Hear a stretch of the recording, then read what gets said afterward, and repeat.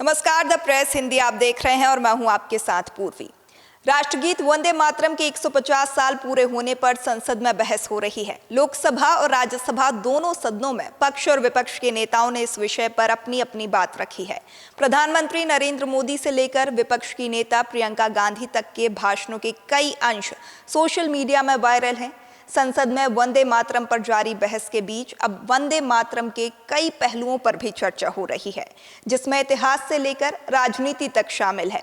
आखिर वंदे मातरम गीत सबसे पहले कब बनाया और इसका क्या इतिहास है, आइए हम आपको बताते हैं। इतिहास के पन्नों को पलटकर देखें तो ये सामने आता है कि राष्ट्रगीत वंदे मातरम को बंकिम चंद्र चट्टोपाध्याय ने 1870 के दशक में लिखा था। उस वक्त बंकिम चंद्र चट्टोपाध्याय अंग्रेजी हुकूमत में डिप्टी मजिस्ट्रेट के पद पर नियुक्त थे और अंग्रेज सरकार की औपनिवेशिक नीतियों से खफा थे।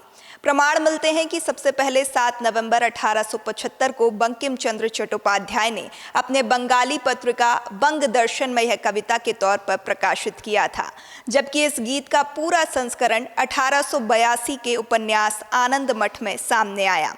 राष्ट्रगीत वंदे मातरम की संस्कृत में लिखी पहली 2 पंक्तियां भारत को देवी दुर्गा के रूप में चित्रित करती हैं, जबकि बंगाली में शेष पंक्तियां मातृभूमि की सुंदरता और भावना का वर्णन करती हैं। शुरुआत में इस गीत को उतनी पहचान नहीं मिली, लेकिन वक्त के साथ सब कुछ बदलता चला गया।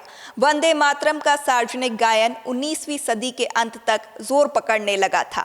1886 में कोलकाता में कांग्रेस सत्र में हेमचंद्र बनर्जी ने इसके अंश गाए थे, लेकिन महत्वपूर्ण घड़ी तब सामने आई जब साल 1896 में रविंद्रनाथ टैगोर ने इसे संगीतबद्ध किया और कलकत्ता में भारतीय राष्ट्रीय कांग्रेस सत्र में इसका प्रदर्शन किया। ऐसा कहा जाता है कि राष्ट्रगीत का यह पहला सार्वजनिक और पूरा गायन था। धीरे धीरे वंदे मातरम पूरे देश में सामाजिक एकता के प्रतीक के तौर पर पहचान बनाने लगा। 1900 आते आते स्वदेशी आंदोलन और बंगाल विभाजन के विरोध के बीच यह गीत कलकत्ता से लाहौर तक के शहरों में होने वाली रैलियों का प्रतीक बन गया। अरविंदो घोष जैसे क्रांतिकारियों ने इसे मुक्ति के मंत्र के रूप में संदर्भित किया, तो वहीं अंग्रेजों की ओर से इसे दबाने की कोशिश के बावजूद वो ऐसा नहीं कर सके।